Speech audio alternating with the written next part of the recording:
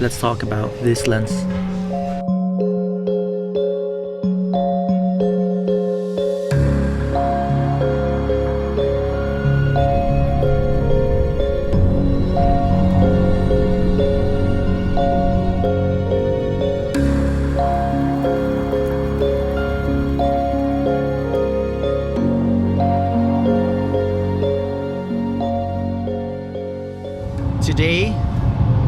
Today we're on a mission. I got some catch up to do. I posted a vlog yesterday. If you haven't seen it, check it out. I talked about 3 things that I didn't like about the A6500.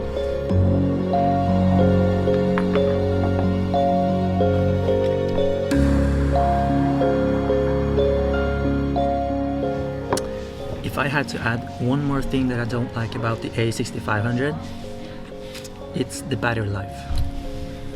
Look at the difference. I need to carry around like 5 of these, while these I only need like 3 that last me like an hour and a half maybe. One thing I didn't mention though, the A6500 is still a great camera for those of you that don't have the budget for the A7S III. I've used this camera for like years and it's still a very good option even in 2022. Anyways, that is not the topic of today's video. This is the best investment that I've got for filming real estate videos. This is the best wide angle lens. It's the 12. This is the 9mm f2.8 manual lens. Fun fact, I knew this lens was manual, but when I attached this camera to the A6500, you see this aperture? This is a manual lens, so even when I'm changing the aperture up here, this doesn't change anything. So I thought something was wrong with the lens, so I attached it off and on and tried to really get it in, twist it, but I eventually found out that that's how the lens is supposed to be. This is like the smallest lens you could get for a camera, I think, and it's like a really good lens too, which makes it so unique. I mean, compare this with the 12mm Laowa that I'm using now.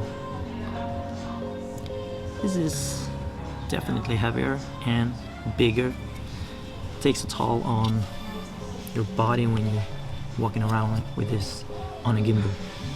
Compared to this. This is not some plastic shit. This is metal. Like, this is solid. It doesn't feel cheap at all. It feels like a premium lens. And at that time, it was kind of an investment to buy this lens, but it was the best investment that I've done.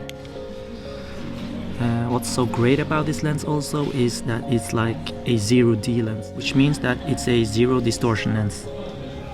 So whenever I'm going through a door, it's not bending on each side. It doesn't have that distortion like fish eye type of stuff. Zero distortion, which is great. And it's a manual lens. The focus is really smooth, and the aperture is also smooth. You can hear the click. That's the aperture. If I were to say one thing that's not good with this lens, it might be that it's a manual lens and not an autofocus. But that hasn't been an issue for me because I just set the focus to infinity and it works out for me even at 2.8. Everything from like a meter and beyond is in focus even at 2.8. So yeah, just set it at infinity focus right at the end and we're good to go. It's a really smooth focus ring. Not that I need to focus while I do the shot, but another thing that I really like about this lens is the lens flare. You got a really nice lens flare.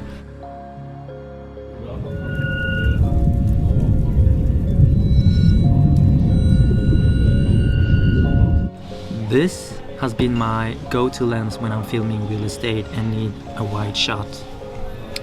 I mean, combine this with the 30mm f 1.4 Sigma and I got a wide shot and a detailed shot.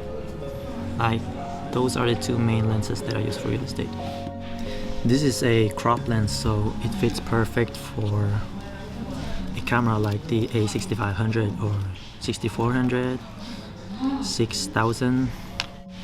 I initially thought that I would use this lens also with my A7S III, although this is a crop lens and the A7S III is a full frame.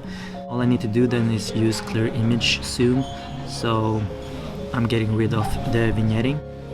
I just got the 12mm Laowa to replace this lens with the A7S III. I mean, look at the size difference. If I were to compare these two, I think it's a little bit too wide for my tastes. So the 9mm is the go-to. Remember, 9mm is 13.5mm full frame equivalent. So the 12mm is a little bit wider than this one. Just actually attach this to see how it looks. Alright, so this is how the 9mm looks on the A7S III.